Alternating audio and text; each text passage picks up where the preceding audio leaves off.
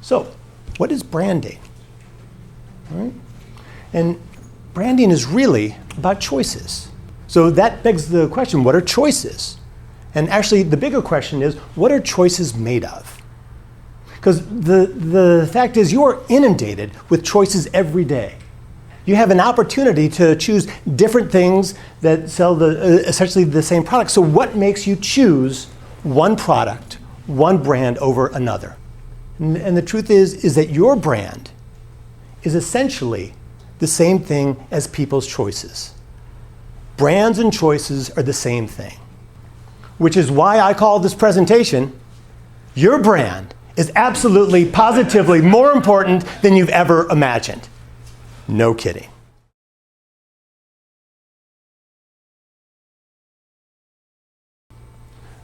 Think about it. How did the Harley-Davidson company express their corporate brand in such a way to inspire their customers to do this? They have permanently adorned a corporate logo on their body.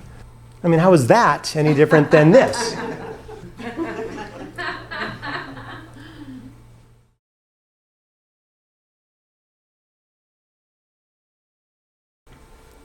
Step 2 is how you do it, your individualized business practices. So how is the style of your business unique to you? How do you interact with a customer that is different than the other people in your industry? And how do people know that you love what you do?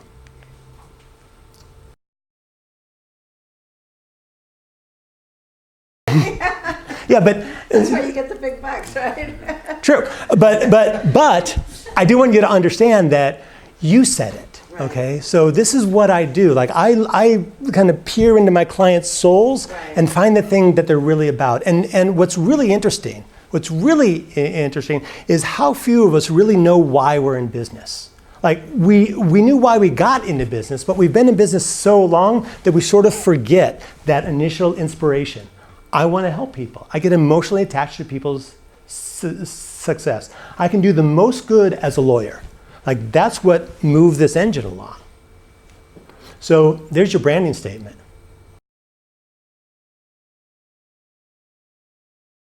So I'm going to talk about the number one mistake that you're making in your marketing right now. And I know that you're making this mistake because I work with a lot of people and they all make the same mistake when they first come to me. And the mistake that you're making is the way that you look at your business. All right? So let's say that I have a client and they have the egg annihilator. And this is a revolution in egg beating technology. They spent years in R&D creating this amazing egg beater. It has all these great qualities. The mistake that they're making is that's their focus on the product and that's their focus on the product users. They're way too invested in their product and what they like about it and not nearly invested enough in what their market thinks of it. So let's take a look at the way marketing looks at your business. Right? So we have the same egg beater. Right? It's a lot smaller now. And now we have a giant picture of an omelet. And we have a statement about making omelets in under 3 minutes. So now we've turned that around. And now the focus is on the product users. And there's the focus on the product. Nobody cares that the egg annihilator has all these great qualities to it. What they care about is what it's going to do for them.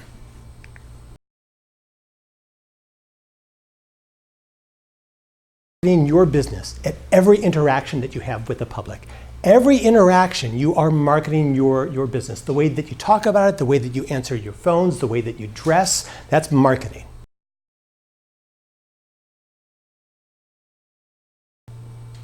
So I'm going to give you an example of what a marketing profile is. So let's say that we have Bob, and Bob is in the tire business, and Bob loves the tire business. And now Avid has come out with this new tire, and Bob is ecstatic about it. So he buys an entire warehouse full of these tires. And so Bob comes to me and says, how do I get people to buy my tires? No one's buying these tires. And so the first thing that I have to know is who buys more tires, men or women? Who buys more tires? Absolutely right. And who buys more tires, single men or family men? Why do they buy more tires? Because they own more cars. And they have kids that need to be driven to activities. Right? So what's most important to family men? Right? The safety of their wife and children. So here we have a profile of our customer. Men with families, because they own more cars and drive more often, and they're most concerned about protecting the safety of their families. Now, if you look at it, that doesn't match up with that, does it? Now we can understand why Bob did no tire sales, because he wasn't appealing to his target market. So now that we've gone on this marketing investigation and we understand who the market is, we're going to craft a whole new message. So now it becomes the Avid is the best tire on the road for the safety of your family. And Bob's becomes a place where we help families stay safe. So let's talk about creating a marketing profile. You want to ask, who is most likely to use my product? And why those people? And what's most important to the people that I want to reach? Then you want to look through answers 1 through 4 and get a profile of your best customer. And then make a marketing statement that they would respond to. We are drawn as a species to whatever makes us feel good. And we can be motivated for a short period of time by a fear, but that doesn't last over a long timeline. And what I want to do is help you build long-term customer relationships. You want to motivate people effectively on a vision. So what's the vision that you want to put in front of your target market?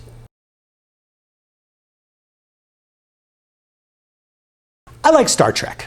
I like Star Trek a lot. Right? Now, if I were to talk a lot about Star Trek, I can see the glazed over look that I get in people's eyes, right? Because there's only a certain percentage of people that can talk about Star Trek the way that I do. So this is what happens when you're talking about that part of your business that you're absolutely enamored with. You're geeking out. And you're actually pushing people away, even though your mind says you're drawing them in. You want to look at what's the part of that geeky thing that's valuable to them. You don't want to throw it all away, but just think about the value.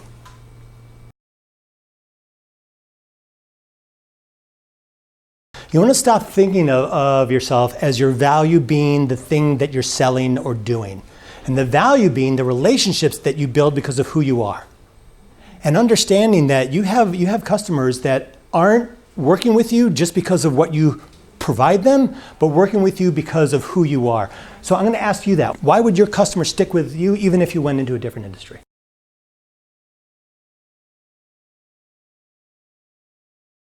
Your best customer is the one who provides you with the greatest satisfaction.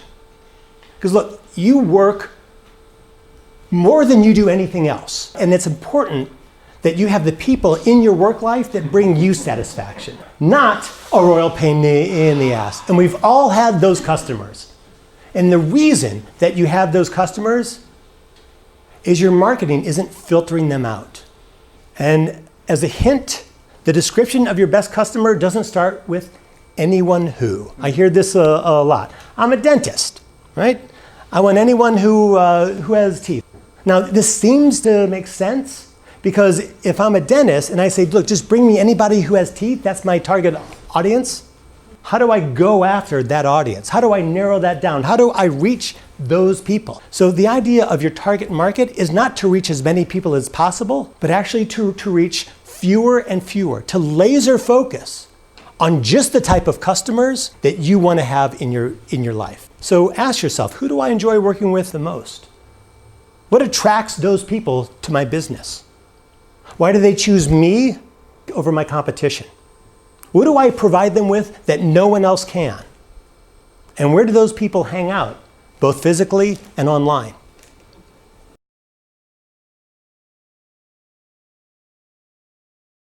I say this a lot. A business without a brand is like a person without a personality. And when you appeal to someone on an emotional level, you aren't just getting an individual transaction. You're building a lifelong customer relationship.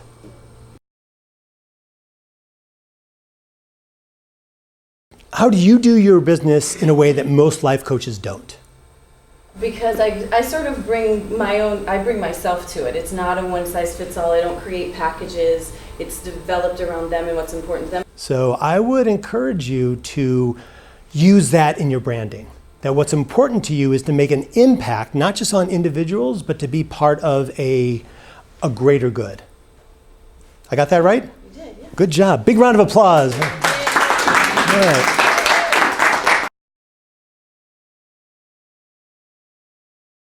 So in networking situations, you want to present yourself as a thought leader in your industry and use your knowledge to help others.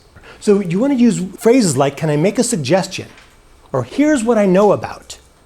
Or the mistake I see a lot of people making is, I say this a lot when I'm talking about marketing and networking. I say, here's the big mistake that people make in marketing. They think about themselves and not their customers.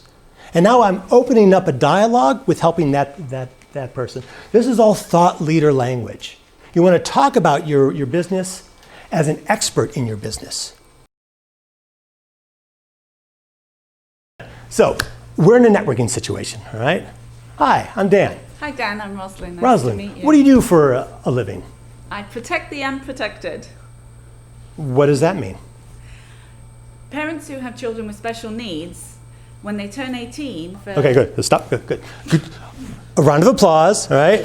This isn't rejection, all right? You don't want to launch right in to your sales pitch. Okay. Okay. No. You have no idea if I would be a potential customer, if I would be good for networking. You want to maximize your time. So you want to make sure that you're building the relationship that's going to be beneficial to us both. All right? So find out what I do. Well, give me the deflection. Okay, so usually in networking meetings, they have a little tag and it says what you do. Oh, hey, you're in marketing. What does that mean? Also, never try to close a deal at a networking event. So you don't need to do your sales pitch. So let's say that we're in the middle of a conversation. I want you to use some thought leader language, okay? So let's say that I have a kid and I'm not sure if, maybe they're just right on the edge. My experience... Can I make a suggestion? Yes, okay, so can I make a suggestion is important. You want to be invited in first, all right? So we're going to rewind, all right? You're doing a great job. Another round of applause for the good job that she's doing. Okay, good. Going to keep this going. Can I make a suggestion? Yes, please do. I have a friend that actually has a child that's autistic. The mistake I see a lot of people make is that they don't have them tested and they live in denial. And if they do need some special help, then the child's not receiving it. See, that was outstanding. All right. Good job. Good job. Thank you. So what is your brand? How do you do this specifically in a way that other credit restoration specialists don't do? I give them hope. I show them that there is a light at the end of the tunnel. You're not about the repeat customer. No, I don't want to see them. Awesome. That's terrific because you're in a business that probably has a lot of repeat customers. And so the great way to define yourself is I only want to see you once. I love you, never want to see you again. Okay. I have a motto, if I see you again, I'm charging you double. Oh, nice. Which they won't have. But, so, how could you talk about what you do in a way that's more visual and less just about the nuts and bolts? If I was you in the type of business that you're in and the type of brand, and someone says, what do you do? I say, I'm a jailkeeper, and I set people free. So cool. Do you see your message? Yes, I did. Awesome. Thank you. All right, thank you. Great job for that. Keep it going. Good. Everyone stand up. Stand up. Stand up. Good. So now, when I count to three, I want you to shout out what you do for a living. When I count to three, shout out what you do for a living. Ready? 1, 2, 3. Have a seat. You're all wrong. You're in sales. And the reason that I know that you're in sales is because you're all here to learn about marketing, because you have a business, because you love what you do. But before you can do what you love to do, you have to get a customer. And the only way to get a customer is through selling. Who here loves selling? Let's talk about struggles in sales. What do most people say they struggle with in sales? What do you think? What do you think is the number one thing people struggle with? Rejection. What else? I don't know what to say. That is the number one thing that people struggle with. I just don't know what to say when I go into a sales meeting. What's the number two thing that you think people struggle with in sales? Closing.